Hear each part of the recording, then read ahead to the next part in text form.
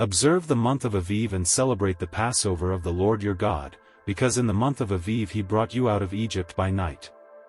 Sacrifice as the Passover to the Lord your God an animal from your flock or herd at the place the Lord will choose as a dwelling for his name.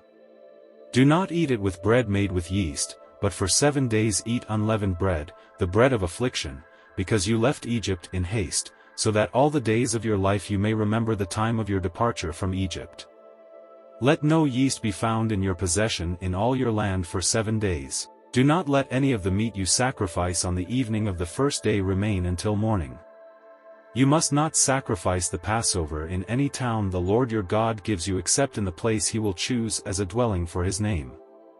There you must sacrifice the Passover in the evening, when the sun goes down, on the anniversary of your departure from Egypt. Roast it and eat it at the place the Lord your God will choose.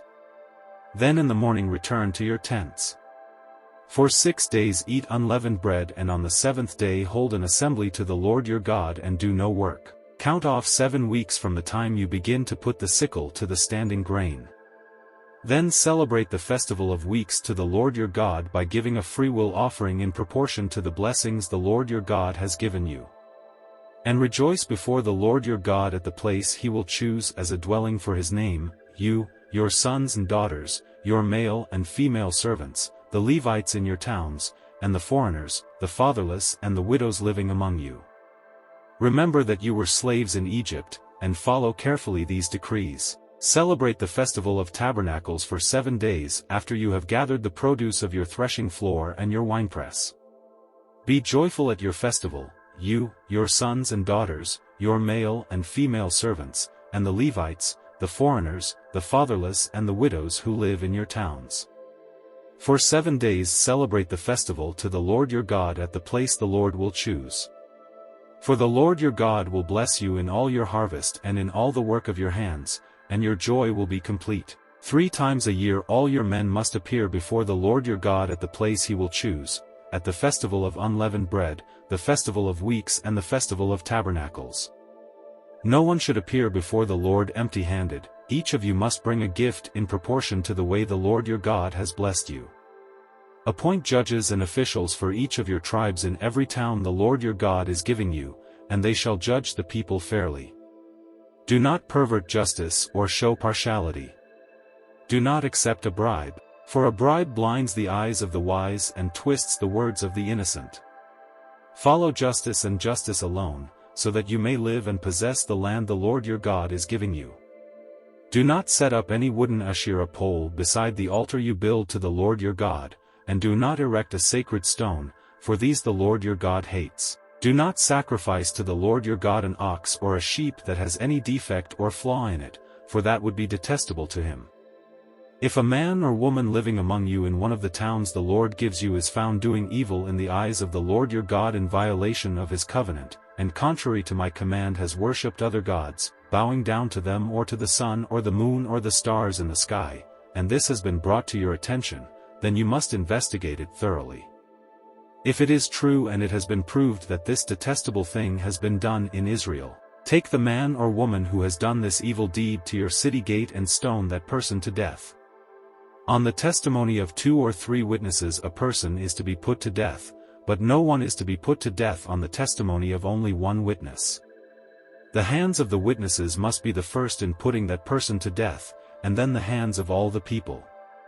You must purge the evil from among you. If cases come before your courts that are too difficult for you to judge, whether bloodshed, lawsuits, or assaults, take them to the place the Lord your God will choose. Go to the Levitical priests and to the judge who is in office at that time. Inquire of them and they will give you the verdict. You must act according to the decisions they give you at the place the Lord will choose. Be careful to do everything they instruct you to do. Act according to whatever they teach you and the decisions they give you. Do not turn aside from what they tell you, to the right or to the left. Anyone who shows contempt for the judge or for the priest who stands ministering there to the Lord your God is to be put to death. You must purge the evil from Israel. All the people will hear and be afraid, and will not be contemptuous again. When you enter the land the Lord your God is giving you and have taken possession of it and settled in it, and you say, "Let us set a king over us like all the nations around us," be sure to appoint over you a king the Lord your God chooses. He must be from among your fellow Israelites. Do not place a foreigner over you, one who is not an Israelite. The king, moreover, must not acquire great numbers of horses for himself or make the people return to Egypt to get more of them, for the Lord has told you, "You are not to go back that way again." He must not take many wives, or his heart will be led astray. He must not accumulate large amounts of silver and gold.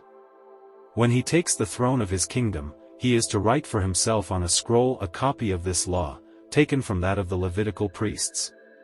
It is to be with him, and he is to read it all the days of his life so that he may learn to revere the Lord his God and follow carefully all the words of this law and these decrees and not consider himself better than his fellow Israelites and turn from the law to the right or to the left. Then he and his descendants will reign a long time over his kingdom in Israel. The Levitical priests, indeed, the whole tribe of Levi, are to have no allotment or inheritance with Israel. They shall live on the food offerings presented to the Lord, for that is their inheritance. They shall have no inheritance among their fellow Israelites, the Lord is their inheritance, as he promised them. This is the share due the priests from the people who sacrifice a bull or a sheep, the shoulder, the internal organs and the meat from the head.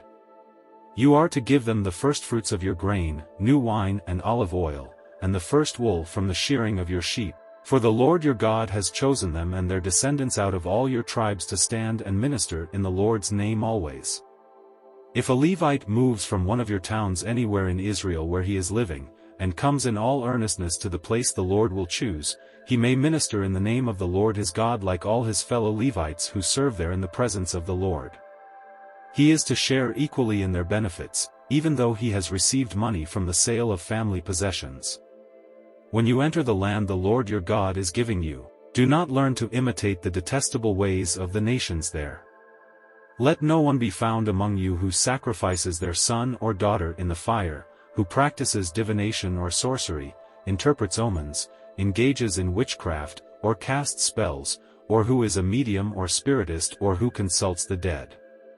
Anyone who does these things is detestable to the Lord. Because of these same detestable practices the Lord your God will drive out those nations before you. You must be blameless before the Lord your God. The nations you will dispossess listen to those who practice sorcery or divination. But as for you, the Lord your God has not permitted you to do so. The Lord your God will raise up for you a prophet like me from among you, from your fellow Israelites. You must listen to him. For this is what you asked of the Lord your God at Horeb on the day of the assembly when you said, "Let us not hear the voice of the Lord our God nor see this great fire any more, or we will die." The Lord said to me, "What they say is good. I will raise up for them a prophet like you from among their fellow Israelites, and I will put my words in his mouth. He will tell them everything I command him. I myself will call to account anyone who does not listen to my words that the prophet speaks in my name. But a prophet who presumes to speak in my name anything I have not commanded, or a prophet who speaks in the name of other gods, is to be put to death." You may say to yourselves, "How can we know when a message has not been spoken by the Lord?" If what a prophet proclaims in the name of the Lord does not take place or come true, that is a message the Lord has not spoken. That prophet has spoken presumptuously, so do not be alarmed. When the Lord your God has destroyed the nations whose land he is giving you, and when you have driven them out and settled in their towns and houses, then set aside for yourselves 3 cities in the land the Lord your God is giving you to possess. Determine the distances involved and divide into 3 parts the land the Lord your God is giving you as an inheritance, so that a person who kills someone may flee for refuge to one of these cities. This is the rule concerning anyone who kills a person and flees there for safety, anyone who kills a neighbor unintentionally, without malice aforethought. For instance, a man may go into the forest with his neighbor to cut wood, and as he swings his axe to fell a tree, the head may fly off and hit his neighbor and kill him. That man may flee to one of these cities and save his life. Otherwise, the avenger of blood might pursue him in a rage, overtake him if the distance is too great, and kill him even though he is not deserving of death, since he did it to his neighbor without malice aforethought. This is why I command you to set aside for yourselves 3 cities. If the Lord your God enlarges your territory, as he promised on oath to your ancestors, and gives you the whole land he promised them, because you carefully follow all these laws I command you today, to love the Lord your God and to walk always in obedience to him, then you are to set aside 3 more cities. Do this so that innocent blood will not be shed in your land, which the Lord your God is giving you as your inheritance, and so that you will not be guilty of bloodshed.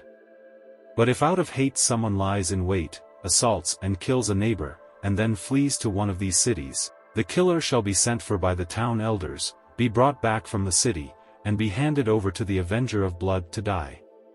Show no pity. You must purge from Israel the guilt of shedding innocent blood, so that it may go well with you.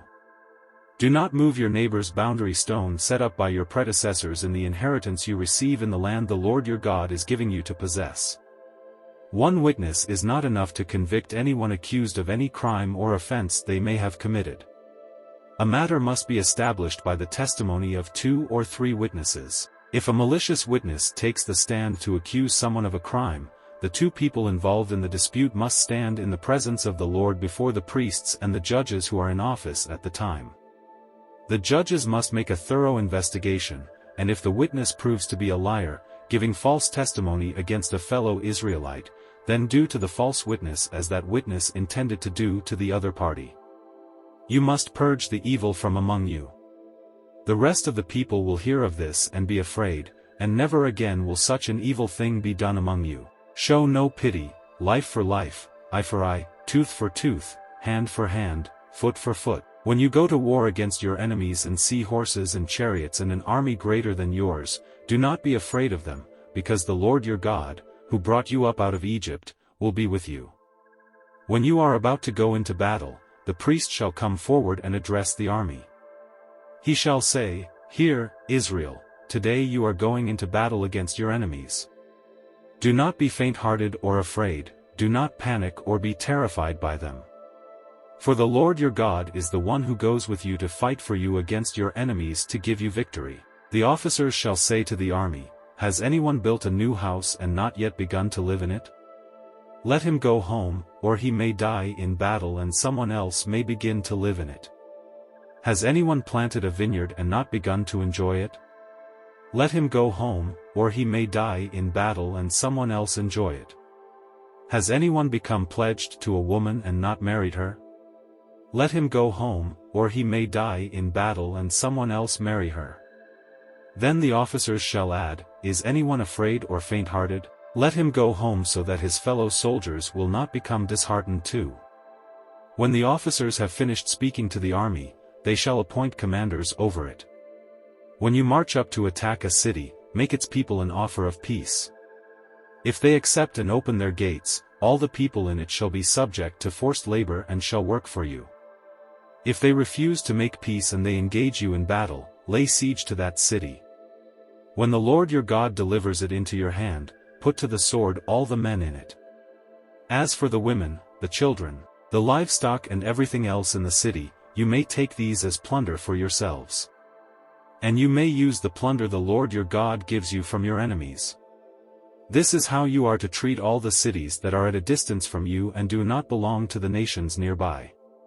However, in the cities of the nations the Lord your God is giving you as an inheritance, do not leave alive anything that breathes. Completely destroy them, the Hittites, Amorites, Canaanites, Perizzites, Hivites and Jebusites, as the Lord your God has commanded you. Otherwise, they will teach you to follow all the detestable things they do in worshipping their gods, and you will sin against the Lord your God. When you lay siege to a city for a long time, fighting against it to capture it, do not destroy its trees by putting an axe to them, because you can eat their fruit. Do not cut them down. Are the trees people, that you should besiege them?